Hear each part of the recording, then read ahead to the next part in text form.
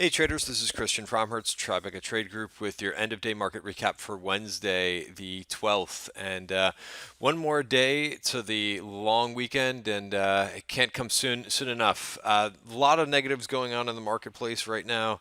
Market, S&P ended down 50 basis points or 0.5%. Considering a lot of sectors and some areas around the market that absolutely got smoked today, the S&P only down 50 basis points. I would think it would be actually down further. So, at the end of the day, we are breaking some support. There's some headlines. Brazil just cut benchmark lending rate 100 basis points to 11 and a quarter. Berkshire also cutting Wells Fargo ownership, so the hits just keep on coming as the negatives are just abundant. So this comes and goes with the market, but right now I think it's just gotten very difficult for the market to try to overcome all these negatives right now. We got S&P that basically broke the 50-day moving average. The longer that we end up testing something, the usually what'll happen is we do break it. If we keep testing something and we can't get away from it, we usually break it. So again, SPY's only down 50 basis points. You go over to IWM, and IWM was the leader yesterday, but not so much today. And that looks like we've got a clear break of the 100-day moving average. So again, that's also, I mentioned a couple weeks ago the 50-day in the SPY, the 100-day in the IWMs. I think you really want to be careful right now. And we've been talking about this the last couple days in the trading room. Just there's too many negatives. There's too much geopolitical risk right now. So that's the bad news, and I can kind of drone on about a couple more negatives. Iron ore really collapsed over the last couple weeks. I'll bring up iron ore here. So we've been getting indications. This hasn't come, just because there's geopolitical headlines. You can certainly see that iron ore, almost was a double top here. And I remember seeing this. This was just a couple weeks ago, saying that we did not make a new high in iron ore futures. I thought it was great that we got to those highs, but we didn't really break the new highs. And you could see us coming all the way down to the 200-day moving average in iron ore futures. What does this mean? This means steel names are going to get crushed when this happens, and that's certainly what we've seen in the last 2 days. SLX is the steel ETF that was down 4.7%. So the whole group, I can go through these names one by one, but you can kind of see that when the ETF is down almost 5%, there wasn't many steel names that made it out okay.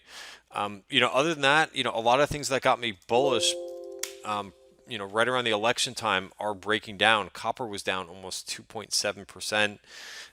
You add to that today, which also didn't help, was oil ended up down 1%. Kind of looks like a little bit of a topping candle, but we'll see. It's just one day.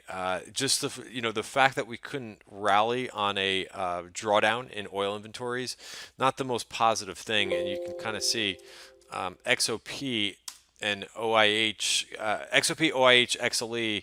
I think OIH looks the best out of these, but XOP and XLE still can't get above those 200-day moving averages. Kind of the same picture, but a little bit more dramatic, I would say, in XOP. So I continue to kind of look at energy names on an individual basis, but the ETFs are not above the 200-day moving average. And that seems to be what we've been seeing. The majority of option activity has been longer dated, just like yesterday too. Although yesterday, and I was talking about this earlier again in the trading room, making mention of it again. But if you look at yesterday's option activity, all of these trades, I think there was one or two on the call side that were further out than just really, really short dated stuff. Everything April and May. So what does that mean, or why do I bring that up in terms of yesterday? And a little bit, I would say this week, is that nobody's really looking to put down a big amount of capital to go longer term right now for some option trades. Again, I like the trades where somebody's going out like 6 months and they're putting down like a couple $1 million in premium and thinking that something is going to trend for a little while. Those are the option trades I like. This like weekly stuff in and out. that even if some of them are aggressive, it just tells me that people are looking for like a quick bounce, and that's it. So if you like that kind of a trade, if you like something where you can kind of quickly scalp for the day and be done, that's kind of the trades that we've been seeing lately. I like to find the trends and longer term, something where you can kind of sit with the trend. So we did see a couple of those. So that being said, that was kind of the flow for the last couple of days. The major trades, and again, you don't see very many call trades today. You see a lot of puts or a lot of chunky put orders today, but there was some trades. The MRO went out to October, the CLR went out to September. So there were some trades. Looks like I got a duplicate in here. There was Yandex calls right on that. The U.S. Russia press conference that was held earlier, which was kind of interesting because initially that things started off really positive, and then when they got to the Q&A, things really went downhill. I actually tried some IWM calls today, and I put these on. We tested on the 5-minute bar. We tested the bottom of value once, twice, three times, and as soon as I saw this green candle, I went in for a long. Actually hit two targets in it, and then this thing just crumbled after the Q&A and the the Russia conference was going badly, and I was like, please, no more questions, because the VIX was going down once the event started. The VIX started to go down once that conference started, and I was like, great, we might actually have a chance to come back like we did yesterday. But you could see the VIX shot right back up, and then that's when the volatility kind of came back at the end of the day. So we did finish close to the high. Speaking of the VIX, we did finish close to the highs. So as I mentioned, sometimes the volatility stays present for a week or two. I'm going to continue to add to a fading the VXX in out to June. I like that trade out in June because by then usually the volatility dissipates. I expect we should have more volatility through the weekend. The 3-day weekend, who knows, what could happen. I mentioned the negatives are plentiful right now. We also have, at the end of the month, we don't know if we're going to get another government shutdown.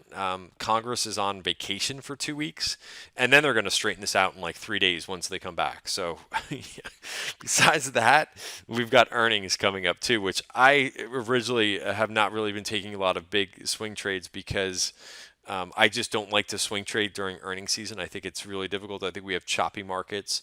So besides all of that, so that's pretty much the negatives. I guess I could keep talking about the negatives for like another 2 minutes. SMH, which is another area that's been very positive, is also now breaking down pretty hard too. I actually played some SMH puts today on the break of the 5-minute value area. It's just that was a small winner. I actually dumped this on the first or second green candle back here, and they actually held the lows. But you could see this daily chart. You could see this looks broken. This has been the uptrend all along.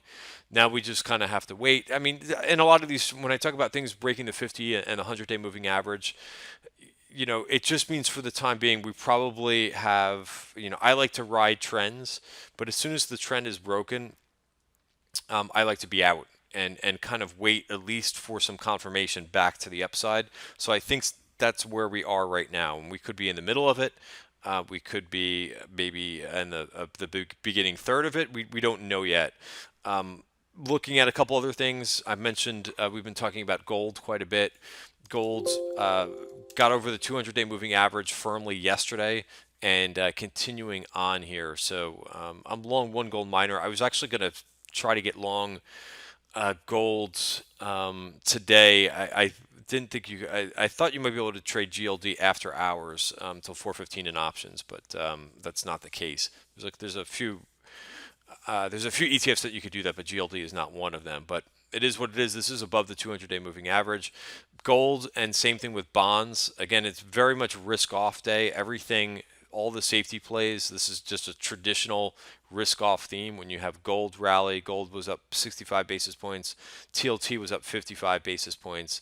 Utilities were up. Gold miners were up. That's just very representative of a risk-off day. So we're so full circle to get a little bit to the positives. You know, there's always going to be buying opportunities when geopolitical headlines happen like this. Historically, and in my trading career, when there's a lot of geopolitical headlines like this, it usually ends up being a buying opportunity. Like I said, I don't know how much further. I really wouldn't want to own any major risk going into the weekend, but maybe next week things start to quiet down a little bit. Maybe once we get through, like I've been saying, about a third of earnings season, which we're just going to start tomorrow. Contrarian play also, if JP Morgan and Citi hit the ball out of the park with earnings tomorrow, maybe we'll see a little bit of rebound before the weekend. But other than that, if that doesn't happen tomorrow, I would expect either a choppy day tomorrow or more of the same. And then the other thing is the other positive that I'll mention is that sentiment is getting really negative as well. So usually when sentiment gets negative and there's blood in the streets, which I don't think there is yet, that's always a good place to buy when nobody wants to buy. And I think we're every day it seems like it's getting worse. So, like I said, I don't think it's exactly to that point yet, but we're on the way there. So sentiment really taking a ding, and so I think you just have to be patient. And now that we've got things breaking down across the board, some of the strong areas, some of the reflation trades, I think you just want to sit tight and wait for a little bit of confirmation for at least the markets to stop going down. Especially some of the areas, again, not so much SPY, but other areas like small caps and transport. So that's it for today's video. A little bit of gloom and doom, I would say, to borrow what's that guy Mark Faber's saying. So that's it for tonight, and we'll finish the week tomorrow. And I'll see you guys all back in the trading room. Have a great night. Thanks, everybody.